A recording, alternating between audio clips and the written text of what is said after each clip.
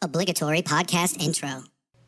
Hi, hello, and welcome. This is Flipping Pages with Matt and Adam. I'm Matt with my co-host Adam, and this show is where we take all 94 letters of the alphabet, we put them in a Pokeball, we each draw a letter, and then pick a comic that begins with that letter. I don't know his, he does not know mine. Spoilers ahead for these two, and hey, just if you feel like it, come on by to Instagram at Flipping Pages 24 or Facebook at Flipping Pages with Matt and Adam, and come say hi. Hey guys. So I got H. I did something. I've never done on this show. Really? I guess you could say I went a little mainstream, but I did happy.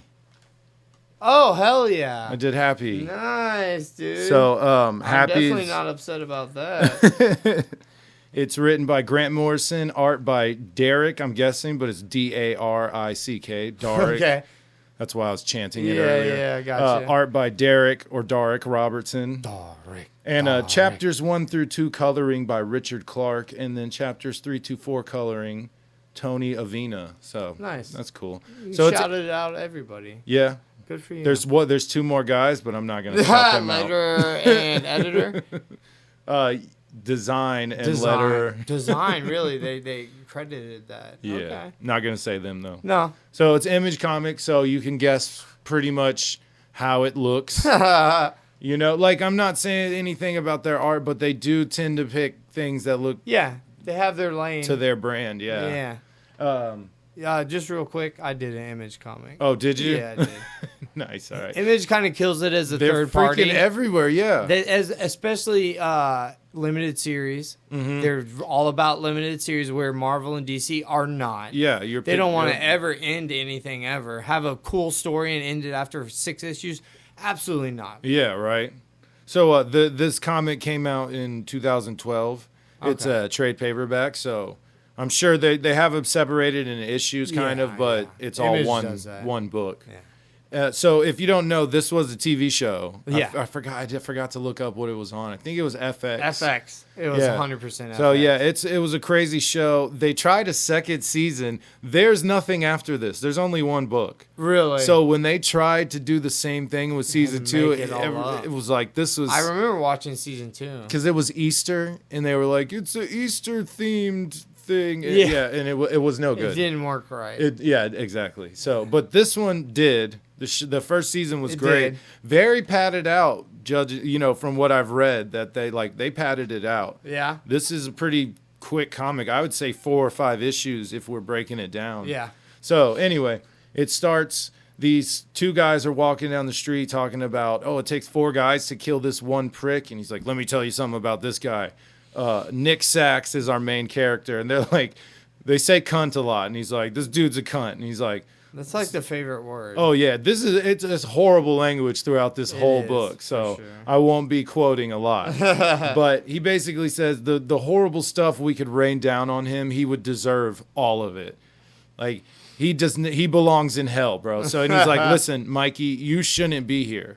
So that guy just kind of tagged along with this guy. Yeah. And he's like, you shouldn't be here. So as they're walking down the street, he's talking about Mikey's talking about, I need to make a name for myself in this family. Killing is the business, so I need to be a part of it. And they bump into this, like, basically homeless crackhead Santa, dopehead Santa. And he mutters something under his breath, and they freak out on him. They start talking about, I wouldn't let my kids near that dude ever. He looks like a pervert. They're like, this Christmas Santa dies. And they're talking shit to him. Yeah. So they end up going into this apartment complex. And now it cuts to this dude. He's got a hammer and a cigarette in between the teeth. Oh. He's smoking like that, and he's getting dome from this girl dressed like an angel. He is dressed like a bug, I'm guessing. Okay. Some kind of weird beetle or roach thing. So she's blowing him, and he's talking about, he even says, empty my fucking, and he said sacks. Mm-hmm. Like, as he says Sachs, he gets shot in the head by Nick. Nick Sachs is at the door. Nice. And he's just like, he tells the girl, like, hey, listen, you were giving him a freebie. Why don't you give me a freebie? I got a job for you. God damn. So he gives her a piece of paper or a newspaper and tells her something. She's like, I'm pretty messed up. What if I don't remember? And he's like, it's one fucking thing. You can do it. So these two guys go into the apartment. They say something about Paulie and Tony got here like half an hour ago. So they bust into the room, and Tony and Paulie are tied up in Christmas lights. And it says, answer the fucking phone. The phone starts ringing. These Mikey and this other dude pick it up. And he's like, who am I talking to? And you find out it's Nick Sachs. And he's like, what's the best way to get all of you together? I was hired to kill you three. The best way to get you all together is to hire you to kill me. Nice. So he hired them to kill him. They look out the window. They see the girl holding up the newspaper, and it says, behind you. He shoots the other guy, and he points the gun at Mikey, and he's like, who are you? I only contracted for 3. And he starts yelling at him. He goes, that's my brother's, you. And he calls him a cunt again. Yeah, of course. So they're screaming and cursing, blasting at each other, and he runs out of ammo, and Nick is standing there, and he's like, listen, when in doubt, aim for the head. And he's like, listen, don't shoot me, I can pay you. And he's like, there's an account with so much money in it, I'm the only one who knows the password. And all it shows is Nick go, that was it? That was your shot? And he shoots him right in the neck, and he goes, fucking password my ass, and he walks away. Nice. So it doesn't show Mikey telling him the password. Yeah. If there's a cut in time, it really doesn't express it. Okay. It's not obvious. It really looks like he was like, that was your shot? Just instant. Okay. Password my ass, and walks out the door. So as he's walking in the snow, he's a big dude. Like, he's not as in shape as the actor who played him. He's a little chubby. He reminds me of your played him was on Christopher Milani. Yeah, thank you. He was on Law and Order SVU. Yeah. That was his main. And he's a big dude, so he was kind of perfect to play him. But this guy's a little chubbier, a little more out of shape. Okay. Like, way more gruff. Like, they did a good job, but the comic, he just looks way more haggard. Yeah, because you can do that because it's a comic. He reminded me of your character from Jacked. Oh, okay. Like, the picture of him in his underwear on the front cover, they look alike. Or my PP guy that in the Paul Pick. Paul Pick, yeah. He looked like old fucking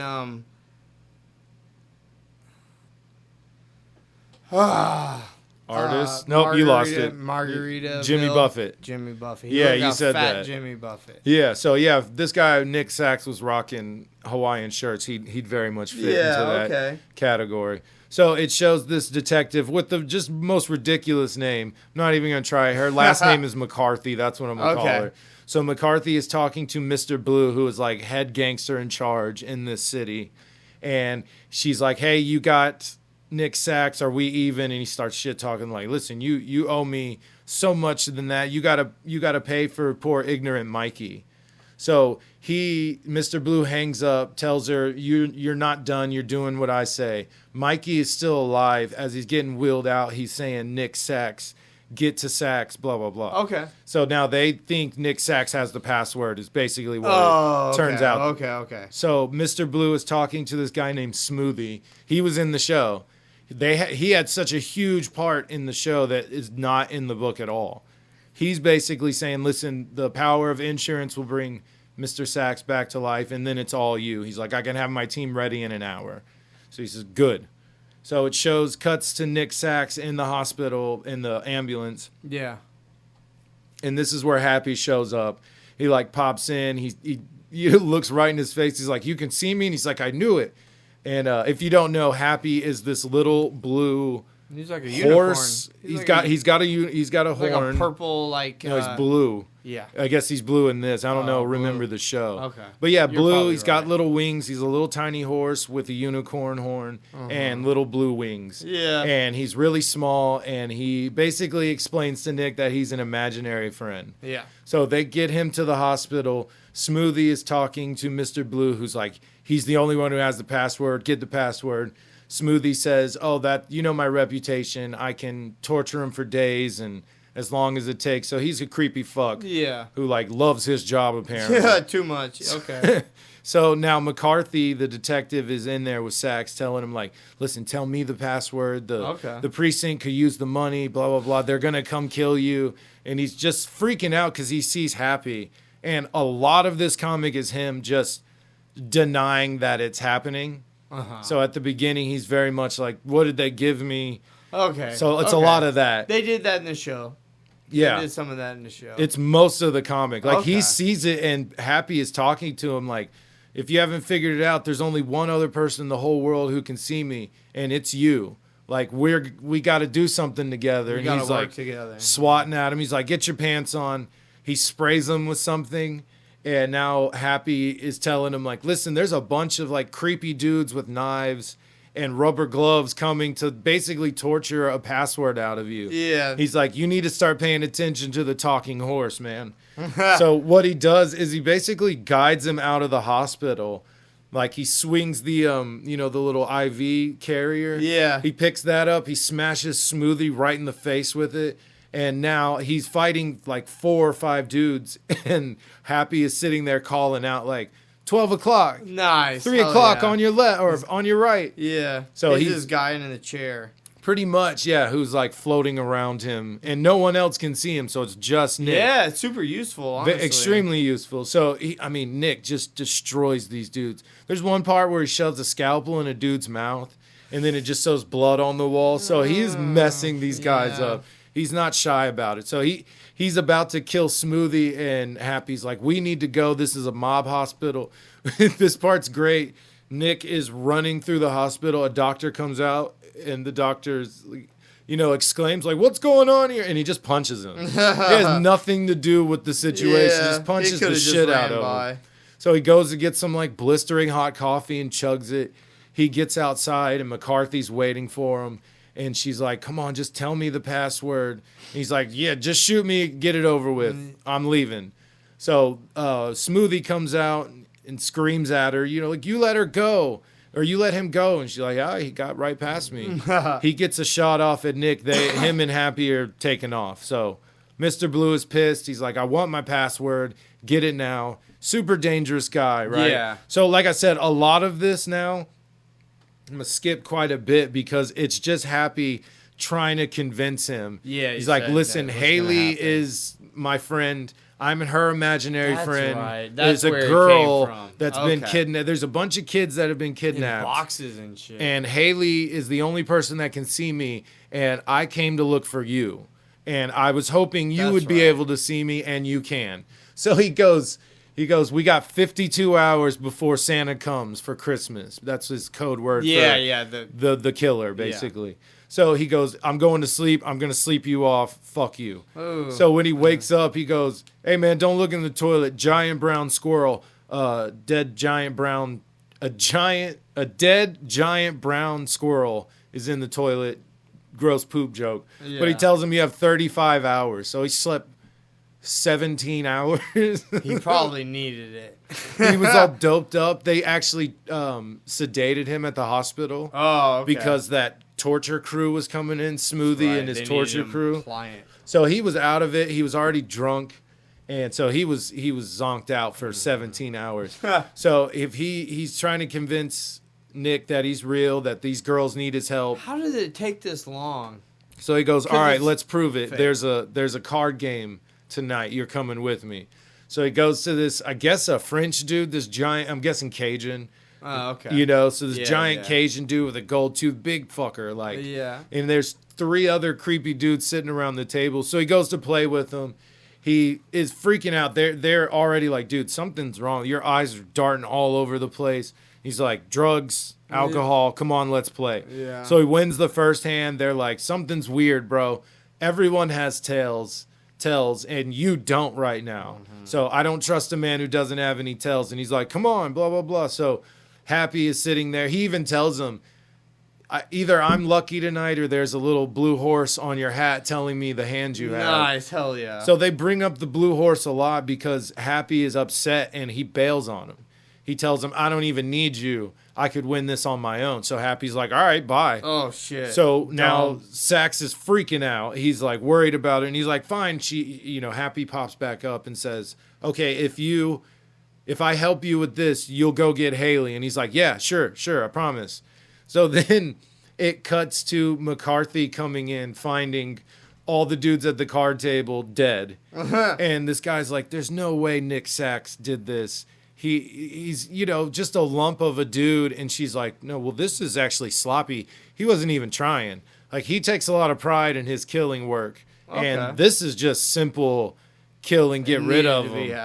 It needed to happen. Yeah. She's like, no, none of his artistic touches on this. So he's just a killer, dude. Yeah, he loves that He's shit. pretty hardcore. So Smoothie pops up out of nowhere, like freaking Igor, and is like, Mr. Blue's on the phone. So it cuts to Sax. Now he's got a disguise on. He's at the train station. He's in the bathroom. He is talking to Happy about, hey, whoever this girl is, she's probably been all strangled and killed already. Like, you don't need me. I'm not doing this. He sees a guy and he's like, what's your problem, bro? And in the next panel, the guy is wearing the hat that Sax was wearing. It's just a little part. I read it twice. I caught it on the second time that I was like, oh, he just gave him his hat. It's weird. Because the next scene, it cuts to, as him and Happy are arguing, the next few panels is this creepy Santa, and it shows a shot with him in the background of a bunch of children basically wrapped up in tape with gags over their mouth. Apart from the show. Yeah, they were in toy boxes in the show, like, I think. Yeah. They're not as elaborate. It's just an empty warehouse with a Christmas tree, this creepy-ass dope head Santa, and like one, I mean, two, that's similar enough. Or for sure. I didn't, because I don't know if I said it, but I've only seen the show of this. Yeah, like, that's why I wanted to read it. Read the comic, yeah. I was like, I want to know what really went down in this comic. Awesome. So when it starts up again, it keeps showing these little pages with Happy and like blue feathers floating around. So is this color? Is it color? It's full color. Okay. I think that's kind of signifying the end of one comic. So we'd be on like 3 right now or something. Okay. But it starts with this dude, the guy in the bathroom, and he's like, yeah, he was yelling about strangling a kid, and then he put his hat on my head, and the cop says, oh, is he the kitty snatcher too?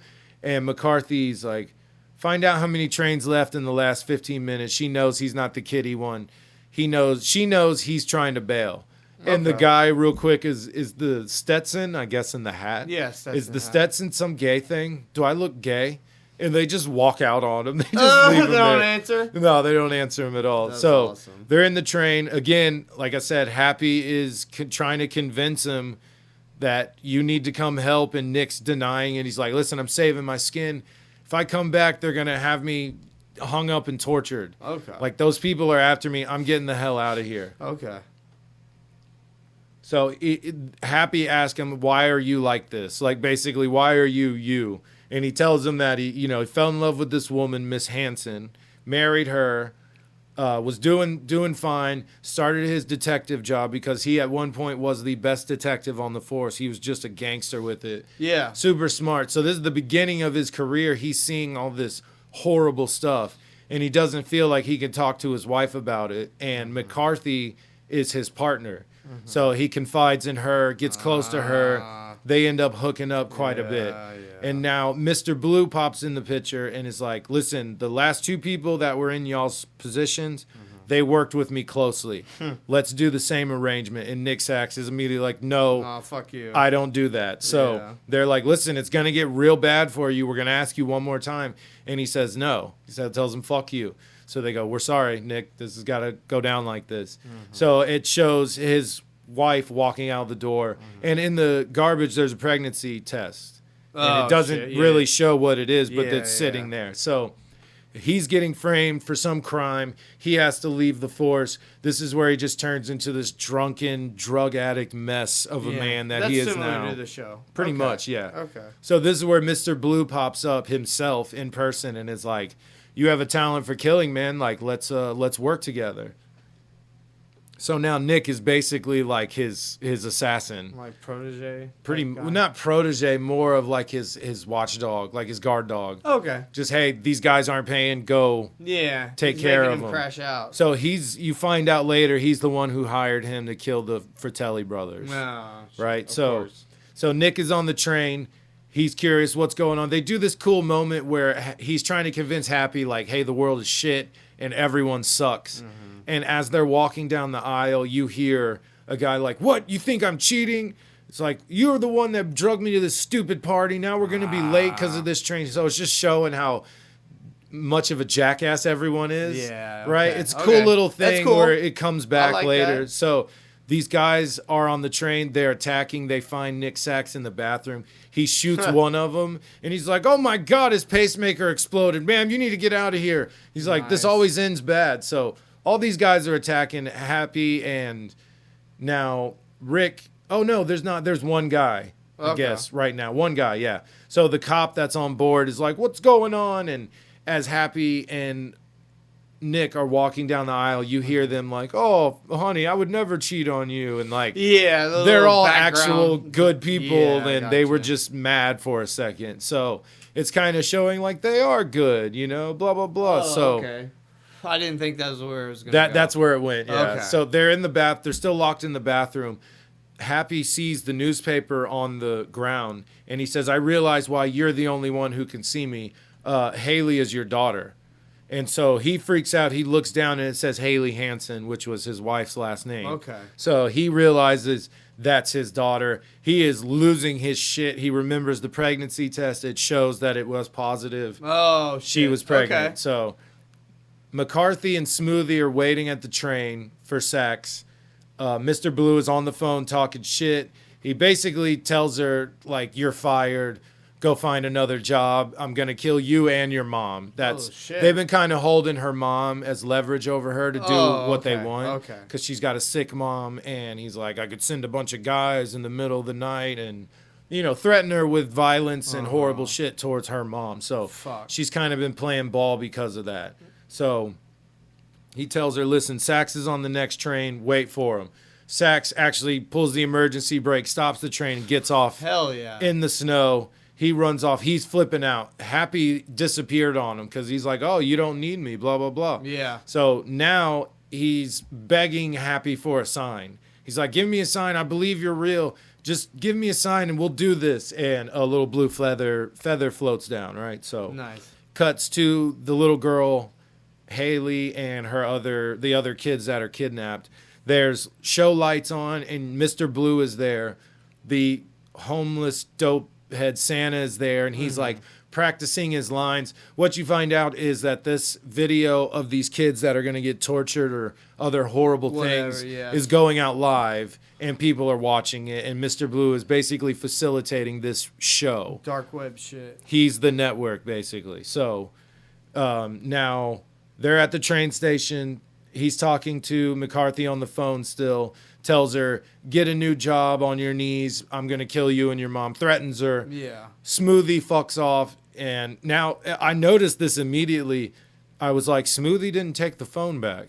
He's been taking the phone the whole time. He didn't take the phone back, which I was like, I noticed immediately. That comes in? Yeah, it actually does. And I was like kind of proud of myself. I was oh. Nice. Because he's like a little worm. Smoothie's like a little wormy dude. Like, he would never forget the phone. That's something. That's he would Mr. think Blue's about. phone. Yeah, like, that's something he would think about. Give me the phone. Like he would stand there with his hand open. Show, was it? He was the little wormy. No, I mean the phone thing. I don't think so. No, because they just talked on her phone regularly. He was just that phone. Big of a badass that he'd call and just talk shit to her on any phone he wanted. Right. You could just like reverse search that shit or something. It's funny you say that, Adam. So Nick is distraught, freaking out because his daughter's kidnapped, and he goes to the church. He goes into a big-ass church, and he just wanders in the back. He's like, your security's terrible as he's walking through. They are. Yeah, and the priest is in there, and he freaks out. Now, Nick is trying to confide in him, like, listen, man, I've seen things I know aren't real. How do I talk to things that I don't think are real? How do you summon things that are real?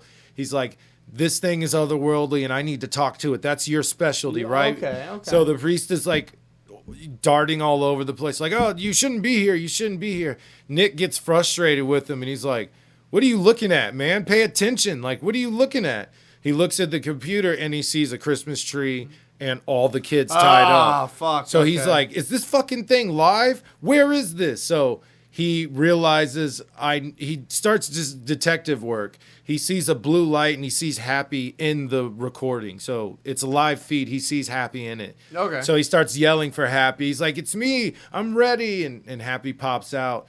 And Happy is mad because he called him ugly and all this stuff. And he's like, I'm sorry. I figured this out. Like, let's do this. What do I do? He's like, you're the supernatural one. He's like, look, I don't believe in you before, but I do now. I never even bothered to ask, what you really are. And then he goes into, I'm your daughter's imaginary friend, and we're supposed to save her. You got 15 minutes before this creep show goes live. Oh. So Nick does this like detective stuff. He's like, all right, I got to narrow this down. The way the lights are blinking in the blinds, that's a bar. That's across from he does some crazy detective work and realizes immediately where it is. Nice. And then he's like, all right, I'm ready. Let's go. And then he turns the gun to the priest and just blasts him in the chest. Yeah. And he's like, I forgive you. Bam. Which I thought was pretty funny. He deserved that shit. Oh, yeah. He's a total creep, bro. Yeah. So now let me see here. Crazy twist. The priest is a creep. This is, No one right. ever thought. No, that's so brave. Yeah. Because that's never been true or been the case at all. Never. So now I just thought this was a cool part because it kind of comes in later. He asked him, does every kid have an imaginary friend? And he's like, if I flew fast enough and far enough, I'd probably find a few. I've seen a few, but I'm sure I could find a bunch if I flew fast enough and far enough. Okay. So Nick starts having a heart attack again. He's had like 3 throughout this comic. Okay. And now McCarthy is up to something. She says, thank you. You left me your cell phone, Smoothie, with your boss's number. This one's for you, Nick. So Nick rolls up to this warehouse where Happy is like, I've been trying to tell you, this is where everything's going down. Yeah. Happy knows exactly where it is. He just can't interact with anything. Oh, shit. So he leads him straight to it. And the guy, he's in the back of a truck and he's like, hey, motherfucker. And Nick just shoots him like immediately. So McCarthy calls and she says, I need a GPS on this number. I know I'm off duty, but this has got to be epic, a full squad, all the trimmings. So now it cuts back to Nick, who's just going through this warehouse, just blasting people. Nice. He gets in, he tells Happy, hey, go in there and see what's going on. Mm-hmm. Happy finds the Santa who is shooting dope up like in the bathroom, shooting probably heroin into his leg. And he's like, hey, get out of here. And he starts swatting at Happy. Oh, so shit. he could freaking see him. Yeah. And he comes out and he goes, he can see me and he's wasted. So Nick bypasses the bathroom, busts into basically where the showroom is, where this recording, this live feed is taking place, and just starts murking everyone. He finds Smoothie. Smoothie stabs him, but he's like, oh, you like pain, don't you? And he shoots him in the face a bunch of times, in the chest, just destroys him, man. He already broke a bunch of his front teeth with the IV gurney thing. Nice. So he shot him in the face again, which I thought was pretty great. Hell yeah. And then he shoots him again in the head when he's on the ground. So Smoothie's done Triple for. tap. He shoots another guy. He pulls out a tripod, starts beating the crap out of everyone. So now he sees the girls, sees all the kids. They're under a tree as presents. Yeah. And he starts having another heart attack. And that's when Mr. Blue comes in. And he tells them, basically, I hired you to kill the Fratelli brothers, but you fucked up when you killed my nephew, Mikey. That's why you got to pay. You know the password. Give me the password. And Nick's like, I don't know the password. Like, you want the password? Fuck you, blah, blah, blah. He spits in his face. And now the Santa comes in, and it's a fight between Nick and Santa Claus. Yeah. So Happy starts telling him, I'm 1, 2, 3, 4, 5, 6, 7, 8, 9, 10 grades above a hallucination. I flew farther and faster than I ever flew before, Nick. He goes, I rounded him up. I brung back up. And it's just a shit ton of imaginary friends just swarming the Santa Claus. Fuck yes. And dude, take your time to look at this when you get a chance. They did this in the show. The art's incredible, Yeah. But they were all like, I remember that. And it was cool in the show too. It was really good. It was really cool in this comic, bro. I knew it was coming, but it was awesome. There's like so many cool looking characters. There's an Elvis dude, but his face is a moon, like a crescent moon. McDonald's character. Yes, it looks like it. Yes. It looks like the Shadow is one of them. Nice. Or possibly the Spirit. Spirit or Shadow, they look very similar. Right. There's a Superman character. There's wolves. There's this little mouse with these giant boots on. It's really cool. Hell yeah. It's a fun page. I'm probably just going to put this page up on Instagram and Facebook. Just before we release it, just to be like, check this out. Oh, yeah. So the Santa Claus is taken care of. He's distracted. Nick is able to get on top of him, starts punching him, throws him out the window. He flies down all these stories onto a cop car. McCarthy's out there with a whole squad going, oh, Christmas came early. So Nick saves Haley. She's looking at him. She's like, "Who are you?" And he's like, I know your mom, blah, blah, blah. She's kind of like, Yeah, I was like, that's side-eyed not the him, best like- way to. Oh my god. she's looking at him like, you look familiar, you know? So Blue ends up shooting Nick in the back, and he's talking shit. He's about to kill him, and he's like, "Let the kids go. We'll negotiate. I'll do whatever you want." And at the last minute, McCarthy shoots Mr. Blue in the back, kills him. And she traced his phone, knew where he was, and then just showed up and murked him. Yeah. So Nick is laying there with this giant open wound on his stomach, just bloody, just beat the hell up, dying. So McCarthy goes and talks to him. He's like, "Listen, that's my kid over there. Take care of her and my wife. Like, that's all I need you to do. Watch over them." So she's like, "Sweetheart, we have to go now. Your mom's waiting for you." And she goes, "I know that man." And Happy goes, "Let me go talk to him." So I'm assuming Happy's gonna tell her later that that's her dad and all that shit. Yeah, yeah. But he goes over there and he goes, "This is the least I could do." And he has a little feather in his hand, and Nick dies. So the last bit, this was really weird. I read it twice, trying to see where this came from. But McCarthy goes into this Ciro's fine wine liquor store. And she goes, "The Dawn sends a message." And then she says this Italian phrase, which I looked up is the light blue feather. And then she says, "That's right. And a happy new year to you too." And then it ends. So I don't know if she's the new Dawn. Maybe she's the Dawn. I don't know. I don't understand the blue feather. That's the only thing that... Don't let that bother you. Yeah, okay. Nick dies holding a feather. His daughter's safe. Boom, that's the ending. That's the important part. There's a weird little thing at the end, but don't worry about it. They tried to do some sort of, not twist, you know what I mean? Is like she the Dawn? Like, that's the only thing I'm thinking is... Obviously, that means they know about imaginary friends. Yeah, how did she have the feather? Yeah. So, like, in her saying the magic, or the blue feather thing to the person, that means they're indicating that they know about. That's weird. Or maybe Happy left a bunch of feathers. She found them, and then it's like, "This is my calling card because I'm the new Dawn." Oh, okay. Yeah, that could be for sure. Because she says the Dawn sends a message. Mr. Blue is dead. Yeah. It has to be her, right? Like, she has to be the Dawn. Or like, Smoothie's dead. Yeah. Mr. Blue's dead. So, like, maybe she's pretending to be the Dawn? Maybe she's like, "I'm the Dawn now. We're the Blue Feather crew," or whatever the fuck. I don't know. Bro. Happy New Year to you too. I don't know. Other than that, yeah, the comic was pretty dope, bro. Dude. It Let me was see the art. Yeah. Check it out. Here, I'll show you the page. Oh, that's way darker than I thought it was gonna be. Like, in every way, meaning a lot of black and also just like bloody. Because in like the TV show, everything's really bright. Yeah, I was gonna say when we were talking about this page, I was gonna say all the imaginary friends were like 3D and bubbly and round. Yeah. And like this one, there's some creepy imaginary friends in there. 100%. So yeah, dude, this was fun. I loved how short it was. Just a cool little paperback. Hell yeah. Yeah. The second season ended up trying to do like a Easter theme, which was very much a Christmas theme thing. It was. Which, I mean, kind of like Santa Claus was the only thing that said, "Hey, it's Christmas." It was the lights everywhere, and then like the mood, I guess, was like kind of.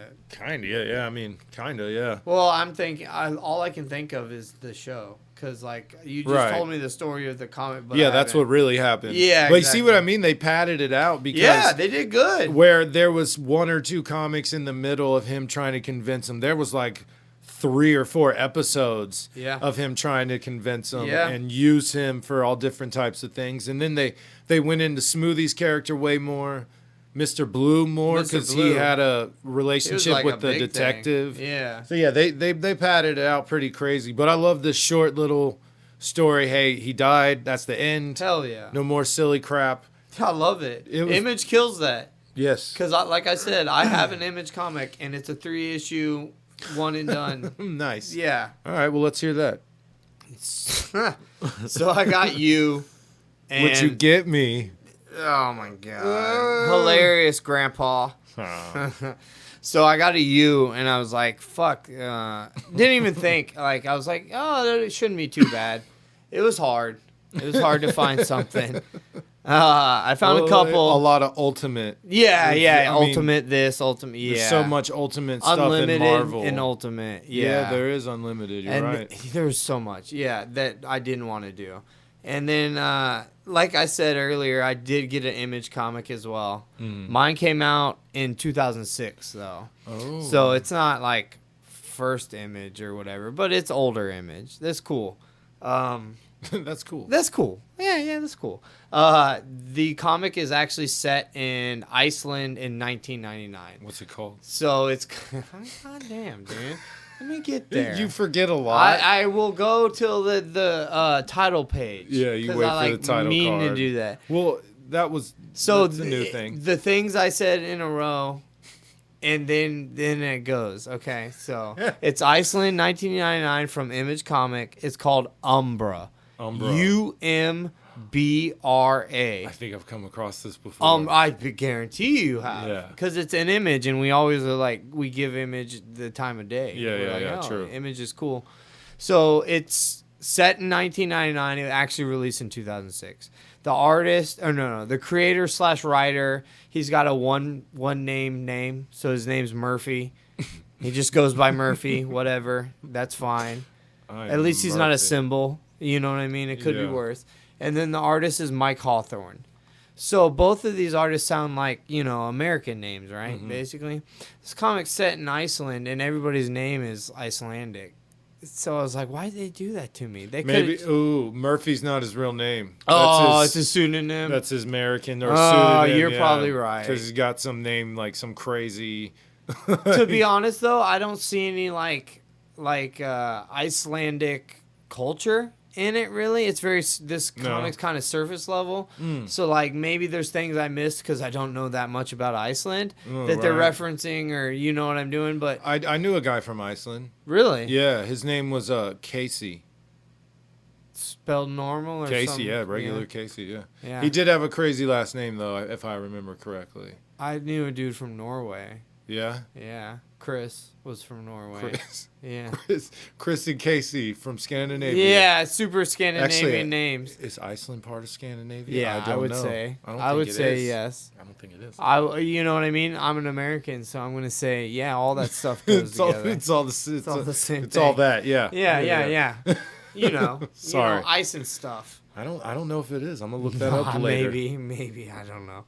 So sorry, yeah. Go the ahead. art is this is like I've done a bunch of black and whites recently, and not on purpose.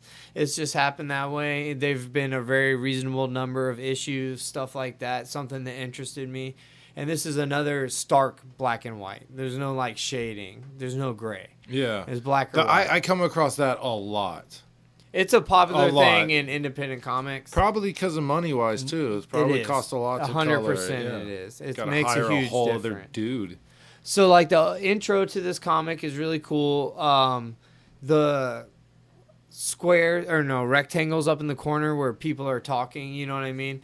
It's the whole conversation is between our main character, whose name is Askja.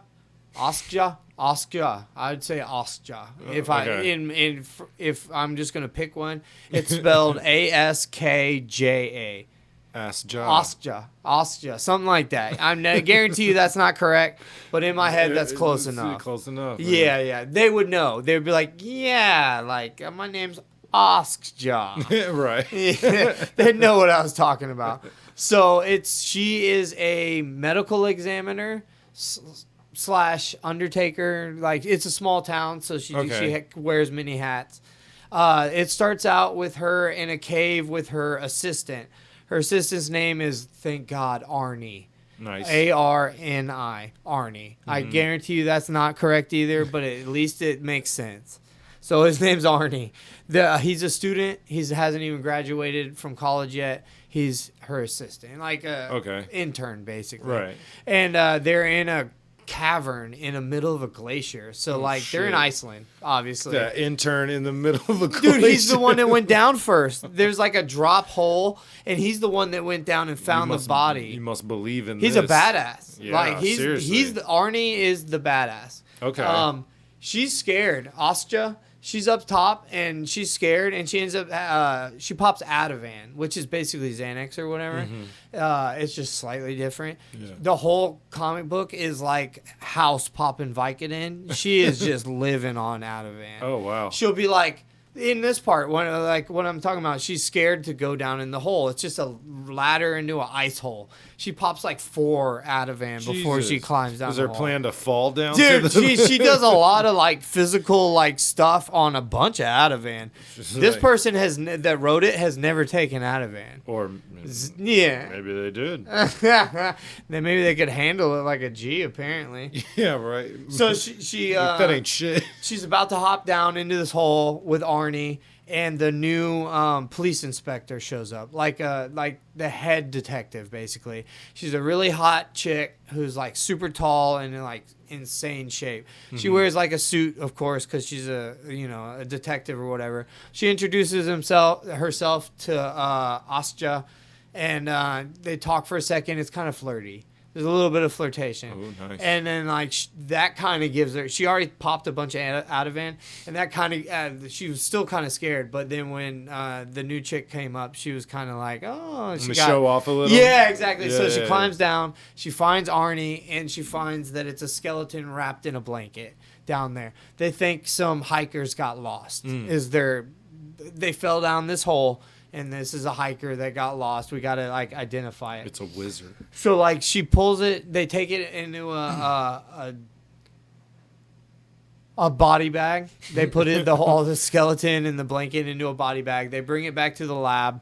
She busts it out. And the first thing she does is she grabs the skull. And instantly she goes, holy shit, this is a Neanderthal.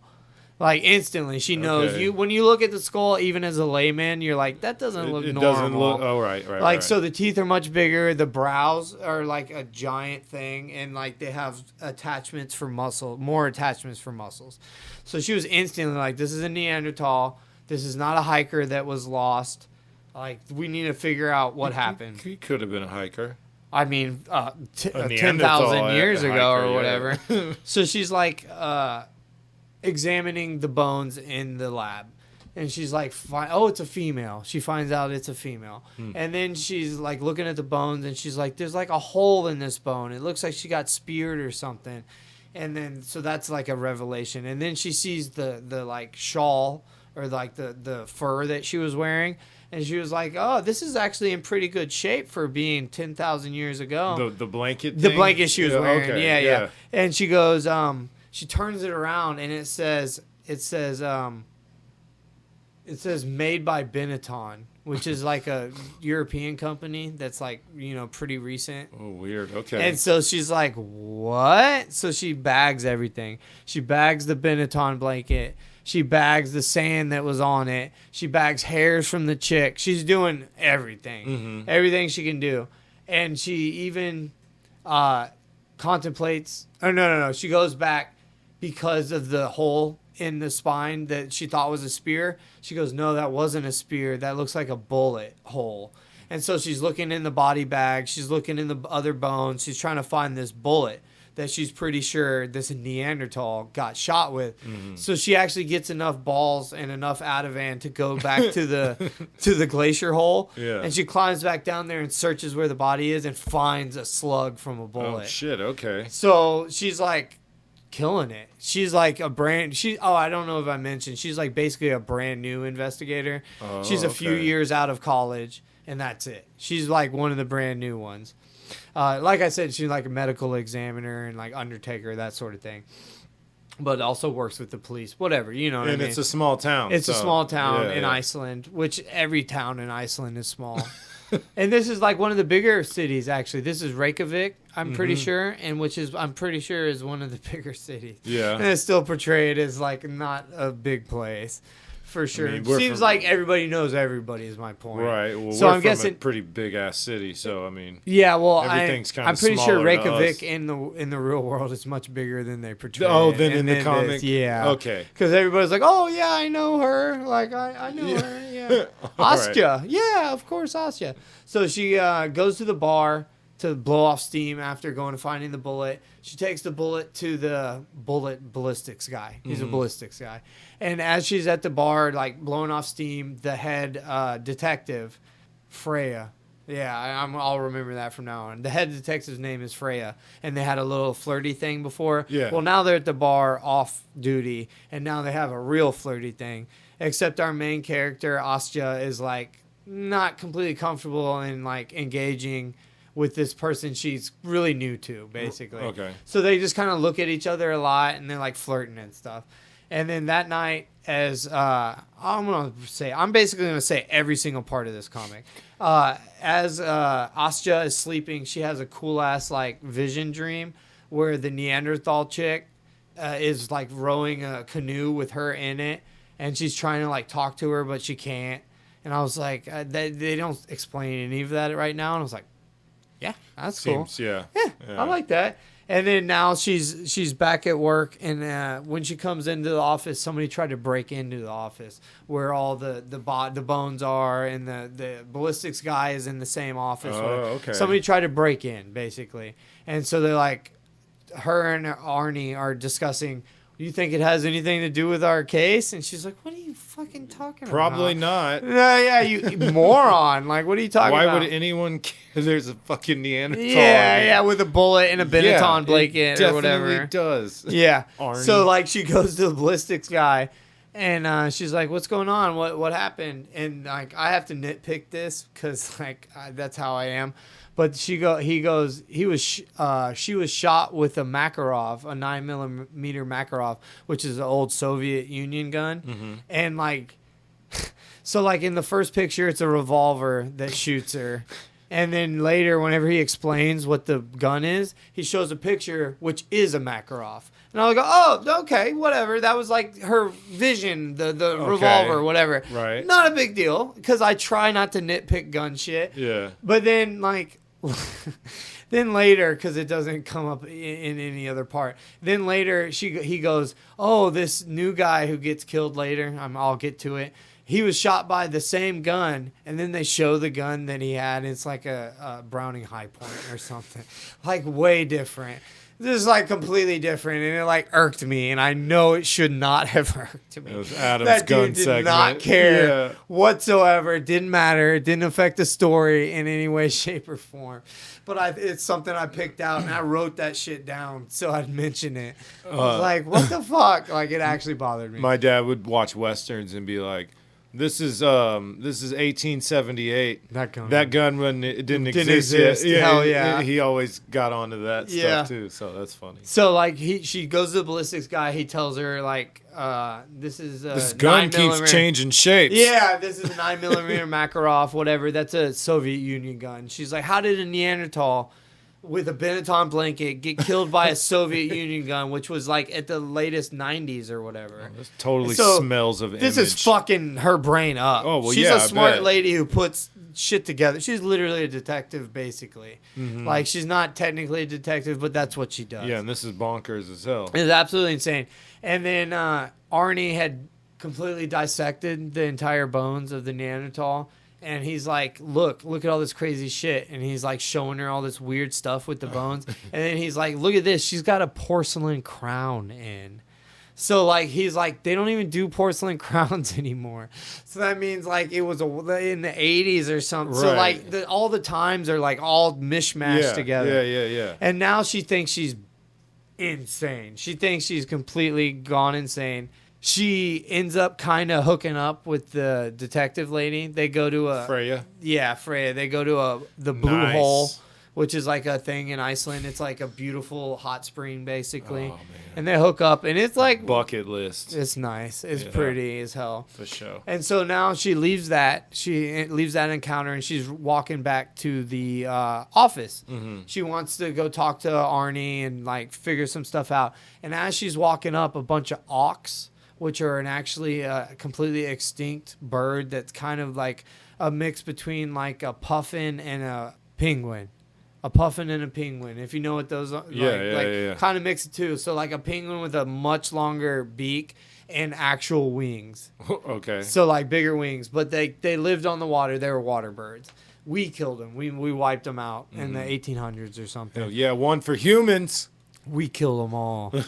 So, like, she had seen these in the dream. You know, I was talking about the dream. Yeah. These were She's in on that the dream. rowboat. So now she's in the real world, and they popped out of the water, and they're, like, biting her and, like, trying to block her as she's trying to get back to the office. And they postpone her for just a few seconds, and she gets close to the office, and, like, she's about to get it there, and then it explodes. Like 5 levels of this, like 7 level. I thought the birds explode. No, that would have been cooler actually. But no, the office explodes. Like a bunch of levels of the office explode. Damn, all right. So the ox basically stopped her from getting to the office and dying. Okay. So they were in her dream first, I see. completely in her dream first, and then they were in the real fucking world, stopping her and saving her. We're your guardian ox. So they're important. Yeah. They're very important. And then the next cover, the second issue cover, it shows them in color in the blue hole, kind of making out or whatever. Because I had no idea what colors they were supposed to be. So one of them's like very bright Scandinavian blonde, and one's more like dirty blonde or whatever. Yeah. But I honestly, like in my head, like I don't know just why. blonde. Yeah, I didn't know what, you know. I honestly, because it's kind of blackish in the black and white version. Right. So I was like, oh, they have like dark hair. So like this next yeah. cover, second issue cover, I was like, that's cool, whatever. So The Casey dude had blonde hair. so she wakes up in the hospital. Our main character, Askja, she wakes up in the hospital after the explosion. Right. She has a little bit of a vision of more ox and whatnot, but it's not really a big deal. She wakes up and her new girlfriend, basically, Freya's there. She talks to her for a while. They like talk about what they're gonna do about what's going on with the Neanderthal bones, with her friend dying and whatnot. They didn't explode? Oh, they got blown up. That's what I mean. They're talking about the case okay. or whatever. Right, they need to talk right. about the case. So she's in the hospital, and she also, her uncle Bjorn shows up. This is the first time we met Bjorn. He's coming to see her because he's like, yeah, he's her uncle. He comes to see her because she's like in the hospital real bad. They don't really hang out or talk so much anymore. But when she was a kid, like that was like her like surrogate dad, basically. Her family wasn't around. I don't remember why. Obviously they died or some shit. I don't even care. But her uncle like took up that role. He had a fishing boat, Right. and he'd take her out on the fishing boat, and they'd have fun together. So you learn about the fishing boat or whatever. And Askja is trying to decide what to do. She just almost got blown up. She's going crazy. So Freya says, come stay with me. You're not safe, obviously. So she has like a safe house, basically. She goes to stay at Freya's house, who's a police officer. And I'm guessing in Iceland, not everybody has a gun. So, like, she has a gun. You know what I mean? okay. So she's probably super safe. And then we actually right here learn that they have a unmarked, ununiformed cop outside too. So she's like super protected right now. Askja's like feeling super comfortable. Right. She's hanging out with Freya, and Freya leaves to go get like coffee or whatever. And as she leaves, we meet our Russian spy, who pops up out of nowhere with his Browning high point and kills the unmarked, ununiformed police officer. With this Markov? No, like I said, he should have a Makarov, but Makarov. no, he's got a Browning high point. Okay. So he uses that with a silencer, which, you know, makes sense. He kills that guy. He gets into the house, but Freya's coming back at the exact right time. He just got in the house. They have a little gunfight inside the house, and then there's a cool little chase. Askja is like just hiding in the bathroom, popping out of van right now. So like, there's a gunfight going on outside. Her girlfriend Freya is like sticking up for her, chasing down this Russian super spy. Honestly, he's like a badass. Yeah. And like, she's like in there popping out of van, like, I'm stressed out. And it shows she smokes more cigarettes than I do. She like chain smokes, and it shows her the entire time. She's in the hospital, and as soon as she wakes up, she goes, I need a cigarette. And that's what I would do, 100%. Oh, yeah, me too, yeah. So like I said, Freya's chasing down our super badass Russian spy. They end up at a church, the one big ass church in town. It's like 20 stories. They portray it as huge. Right. They run up a bunch of stairs, spy novel type style, and then they get up to the top, and she's like, he's not here. Like, he must have been down at the bottom. So she like goes down a little ways and she's like, oh, he must be downstairs. Unless, she says unless, and she looks and he's crawling around the outside of this like 20-story building or whatever. She goes, this motherfucker is crazy. And so they have like a gunfight, like 20-story. It's crazy. It's kind of cool. It's very spy novel-ish, like, or like 007 style. Right. And they have a cool little gunfight. And he gets Soviet super spy makes it away. He locks Freya in a room and gets away. So that was like a bunch of pages, but it was really cool. Like I needed to mention it. And now Askja asks her uncle Bjorn if she can go out on his fishing boat. Like I said, she did when she was younger. She wants to go out on the fishing boat, even though Bjorn doesn't go on the fishing boat anymore. He's got crew who take the boat out and fish. Right. So she asked to go out and be dropped off near Greenland. So she's from Iceland, and they're going out to fish between Iceland and Greenland. And she wants to be dropped off in one of the islands near Greenland so she can kayak around, and she says to clear her head and think. Is what that close? You can just pop over. Well, they're on a pretty big fishing boat, so it might not be right next door. Right. I don't think they are right next door. But we're dumb Americans, so I have no idea. Yeah, me neither. But she's on like a relatively big fishing boat. Be She's looking not that riding up later. She's not. Yeah, we could. She's not taking a kayak from. No, I knew that. Yeah. I So that. like they take her out, and it seems like she's on. You know what?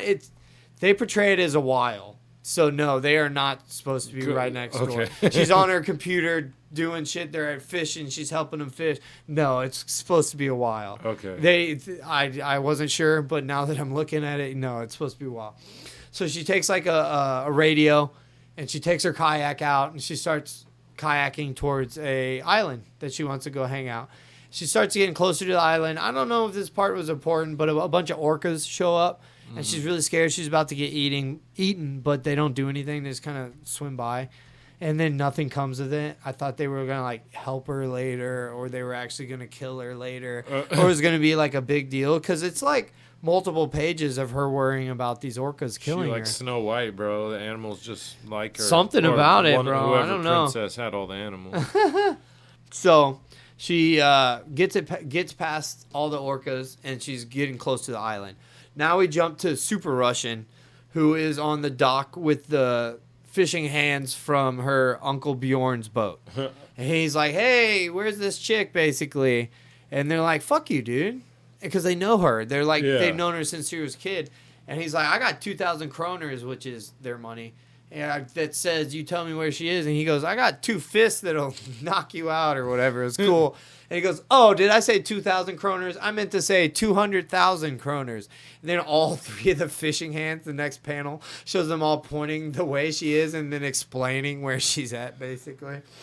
And he's like, okay, cool. So, like, I thought he was going to fake it and just, like, kill him or something. But no, he gives him the money. Oh, shit. The dock hands, or the fishing hands are like, he's never going to find her. It's too far. He can't ride a boat out there. They basically said she's on an island off of Greenland, is what they said. They pointed in the direction and said she's off an island of Greenland. And, like, something in him, he was like, oh, okay. He knew exactly where she was going. Oh, weird. Yeah, he knows exactly where she's going. You find out why.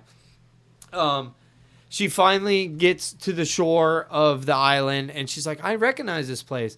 And it's the place where the Neanderthal was rowing her canoe and where the Neanderthal took her in her dream. Oh, okay. So she recognized the island. She swims up, or she paddles up and gets into the cave where you can get in from the edge of the island. It's just like a water cave, basically. Yeah, they actually walk have through. Yeah.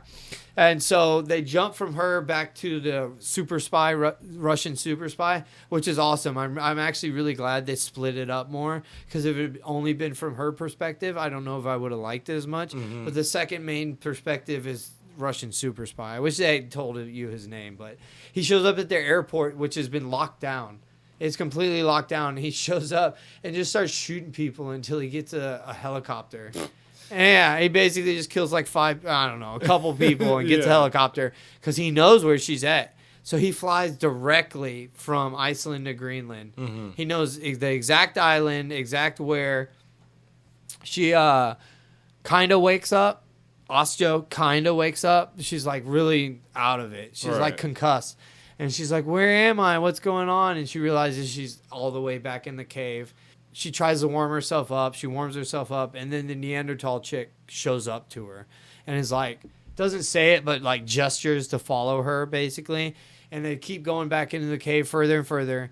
And it starts being stone steps, like man-made. And then it goes to metal walls and steps, like steel walls and steps. And she's like, what's going on? What the hell is this place? And the Neanderthal keeps saying Umbra. And she goes, oh, is that your name? Earlier she was like, oh, is that your name? And then she finally realizes, no, Umbra is the name of this location. Okay, it's an island off of Greenland. It's a small island kind of out in the middle of nowhere that no one would worry about. So she comes up a bunch of metal stairs and metal walkways and gets to like a vault door, like just an insanely huge, like either a nuclear vault door or like, you know, Fort Knox vault door type thing. And she's like, the Neanderthal chick has disappeared. So she's kind of like, I don't know what's going on. So she goes up and figures out how to open the vault door. It swings open. And honestly, like without exaggerating, the next panel kind of like almost didn't scare me, but it kind of like made me almost jump. It's just a whole room of naked children that aren't children. They're like robot / dead bodies / live bodies. And they have weird spectacles over their eyes with antenna popping off the spectacles. So it's not that weird. And their mouths are kind of weird. So it's just very uncanny valley. It's not like a weird, gross monster. It's mostly like a teenager. A naked teenager wearing spectacles, and all the girls look the same and all the boys look the same. What the hell is happening? She immediately, they're like half dead people is what we learn. They're half alive and they're half dead, and they were created by the Soviet Union back in the 80s or something, and they didn't want to use them anymore, so they locked them in this vault. And so they used all their powers over many years to figure out how to walk in dreams. That's how the Neanderthal chick was in her dreams, and the ox were in her dreams, were because of these robot half dead, half live Soviet experiment people. Okay. So they explain all that very quickly. That's why I did it very quickly. Yeah. And she's like, what? Like they kind of fill her in like instantly. They explain what happened. They say that the Soviets were the ones that created them. They're not from somewhere else. They're not aliens. They were created by the Soviets as an experiment to walk between the different worlds, between the living world. That's why they were made? That's why they were made. Okay. And they just didn't want them. They didn't like what happened. And she goes, but what about the Neanderthal skeleton? That was real. There was a bullet, and they go, oh, They wrap up the whole beginning of the comic in like a sentence. They go, oh, they unfroze her from the ice. Yeah. They don't go into more detail. They just say they unfroze her from ice and she escaped. Oh, okay. That's it. That's all they said. So like the whole first 2 issues of the comic were basically about the Neanderthal. Right. And then they wrap it up with their weird half dead, half alive zombie. They found zombie. her. She escaped. They killed her. Yeah, that was it. That's how she had a Benetton blanket. That's how she got shot with a 90s Makarov. I assumed it was something like that, but yeah. Yeah, honestly, I'm pretty good at guessing and whatnot, and I had no guess. Yeah. Whenever I was like... I knew that some possibly time travel was involved. I thought so, too. At first, yes. But yeah, towards the end, I was like, no. So, as they're explaining a bunch of stuff, the asshole super spy shows up on his helicopter. He gets in there because he knows exactly what's going on. He's the guy. He was there. He's the one that shot the Neanderthal. He's been there from the beginning, from the 90s or whatever. So he shows up, and he's like, don't talk to those monsters. They're just a failed experiment. You leave them alone. So they have like a little mini gunfight between him and our main character, Askja. And he ends up hitting her a couple times.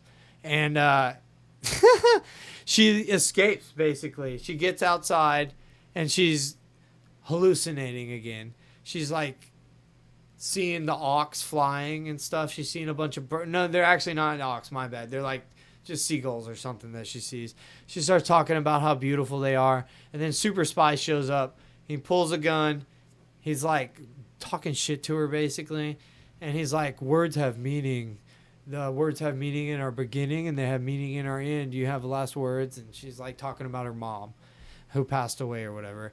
And like he's about to murk her, and then Freya shows up and just blasts Super Spy 1,000,000 times. Nice. And as that's happening, they cut back to our weird half dead, half alive monster children, and they see the bag that Super Spy dropped was a bunch of explosives. It looks like cartoon TNT, honestly. So like I don't know how accurate that is for modern explosives, but they're like, oh, like we can end it finally. So like the end's kind of gnarly. They don't want to escape or anything. They just kind of want to die. Just all hug each other and blow So up. kind of. So they take their little glasses off, which haven't come off yet, and they just have fire inside of their eyes, like it's a furnace burning inside of their bodies. So that's part of the reason why they wear the weird glasses with the like antennas sticking off. It has something to do with containing fire that is inside of all these weird monster children. And then they light their cartoon TNT with the fire in their eye, and they spread out around the whole complex, and they just absolutely decimate the entire complex. Wow. Like, okay. which is awesome, which means almost the whole island. It shows like basically the whole island exploding. okay. So they had dug under this island and made an entire base. Their misery's over. Complete. They got what they wanted. That's what they wanted. That's what they actually wanted. Then good for them. Yeah, and so we have Freya picking up Askja in a helicopter. They're flying away. Oh, is she like on a rope like a fucking superhero? No, and shit? they're flying away over the explosion, so that part's pretty action movie. Nice. Cool. But the next time they see him, they're just kind of hanging out in the helicopter. They start talking kind of romantic. They're like, it's our life now. Like, we're going to be together or whatever. Yeah, like, it's fine because they weren't heavy-handed with the romance. So I was like, fine. That's fine. I'm not worried about it. And then, like, as they're flying away, Askja looks down and she sees a bunch of ox in the water, but she also sees the Neanderthal chick in the water on a canoe. Oh, nice. Going on a canoe. And then it says Finn. And so in the end, Finn. it ends on her seeing the Neanderthal chick and ox in the water. So, and she's awake. She's not sleeping. Yeah. So what does that mean? So I think... So the monster children were talking about how they were not alive and not dead, and they learned to walk in dreams. Oh. So I think they didn't die. I think they just now walk in dreams, and they were showing Askja what something comforting and what it saved her. So they didn't die. I don't think so. Like we would because they die? were not talking about our suffering is so terrible. They were just like, we want to get out. Like we don't want to be in here. Yeah. But then as soon as like they know it's over, basically, like they're trying to save Askja and like trying to whatever. They just blow themselves up because I'm pretty sure they can walk in dreams because they said they could. Yeah. That's how they got in contact with Askja. Oh, right. So they're I think, just showing her nice shit. Yeah, they're just like, hey, everything's going to be good. Because, like, I liked it. That's I cool. genuinely Yeah. liked the ending. Because it didn't show them 10 years later. We adopted 20 kids and we have a farm and our lives are perfect. And no, she was hurt on the helicopter and there was a calming, comforting sight. Vision, yeah. Vision, thank you. At the end, it was dope. That's everything that happened in this comic. Yeah, by the when way. you start getting into the meat of it, I'm like, what the fuck is going on? Bro, that was literally everything. It's a cool little comic. I liked it. All right, man. Let's. I'm ready. Let's do this. Bing, bang, boom. Let's do. We didn't do our Oh, yeah. How Are the Faces segment. Mine was an image, so the faces look like a lot of other image comics. So that was mine. Mine was a 2006 image, black and white. So it looks slightly different. Know pretty much what it looks like. It's image. But by the way, they were cool. Honestly, the faces were cool. All right, but now we're going to do Matt versus Adam. This is my comeback right here. Yeah, I bet. Shut up. This is where we take a random character generator. We see who would win between who I get and who he gets. We're going to do Marvel today. Y'all. And I'll go first since it doesn't ever matter. Let's see. What do I get? Somebody awesome. What I get? Click it again or some shit. Okay. I got Zeus. Oh, fuck me. I got Zeus. I told you this is my comeback. That's pretty good. What? I'm not even going to fucking cheat, bro. Check that out. It's such a close fight. Bro, my God. We got Zeus versus Falcon, baby. Falcon, the powerless soldier guy who flies around. Metal wings. Flies around with metal wings. Ooh, this is going to be a close argument, bro. Remember that other one we did where I had like no powers and you read all of yours? Yeah. That's what I'm about to do. Okay, do it. I wouldn't mind hearing what Zeus got. Yeah, I'm actually curious what he's like in the... I'm going to do Falcon. In the Marvel world. Because it's so close, we need to check. It's funny, in the Marvel world, Santa Claus is a beast. Yeah, no, he's one of the most untouchable characters. Dude, it's true. I'm not going to be able to find him. Powers, skills. He's not like Zeus isn't like a big main character. No, he's honestly barely in it. Yeah, in Marvel, so I'm having trouble finding everything. I want to read some of mine. So okay, I'm Falcon. I got some. Okay, yep. Let me hear. I'm Falcon. I have avian telepathy, bro. Meaning I can telepathically communicate with birds, bro. Talk to birds. I have intelligence, not super intelligence, but just intelligence. Mm-hmm. Leadership, master acrobat. Ooh, super useful. Master aerialist, meaning I can fly around really good. Mm-hmm, mm-hmm. Shield mastery, because I was a cap for a while. Yeah. So that's actually kind of useful. That's cool. Peak human condition. Okay. I did not know that about Falcon. No, I don't think that. Okay. Peak human strength, peak human endurance. And then it starts like I have wings, and then that's it. All right. Well, I have superhuman agility, endurance, longevity, super speed, superhuman strength, electricity manipulation, healing factor, and precognition. So, that's close. Just let's do percentages, bro. Okay? Yeah. We might have to flip a coin. We might have to flip a coin to figure it out. 1%. Oh, man. Yeah, you're being too harsh on yourself, bro. I think you'd get more than 1%. Yeah, right. You might. Against Falcon. He's so regularly smart. I'm like... He has avian telepathy, bro. What are you going to do? Even in the Marvel universe, he's like runs... He's like the big god, right? Besides the one above all. Oh, he's just one of the many big pantheons of gods. So I know there's tons of them because you got Egyptian, you got Norse, you have they portray Thor, like Odin. But DC. how is he compared to Odin, Zeus? Yeah, I feel like can Odin just school him? I thought that might be the case there. But I'm not 100% on that. Well, in the Thor Love and Thunder movie, Zeus was like the one in charge at their little gods pantheon. Yeah, exactly. But that doesn't mean the comics or anything like that. No. All right, so that's 23-18. Ooh, damn! I'm getting worried. Yeah, about time. I'm seeing all these 17s on my notepad. And in a row. In a row. Shut up! Jesus. Don't look over here. I need my coming Don't back. Look at this. Told you I'm coming back. All right. You are. All right. So we are on Instagram and Facebook. Instagram at FlippingPages24. Facebook at Flipping Pages with Matt and Adam. New episodes release every Monday on all podcast platforms and YouTube if we get around to it. Monday, Tuesday, Wednesday, we'll get to it. But you can rely on the audio episodes to be out when they are supposed to. So best way to support the show, rate, review, like, subscribe, all that nonsense. If you whatever platform you're listening, if you can rate and review us, apparently that helps out a lot. We're not internet guys, so we just know based on analytics that crap helps a lot of channels. So if you'd like to support us, do that. If you are just listening, we appreciate it so much. Thank you. All of it. Thank you very much. And that's the episode. So y'all have a good one. Bye.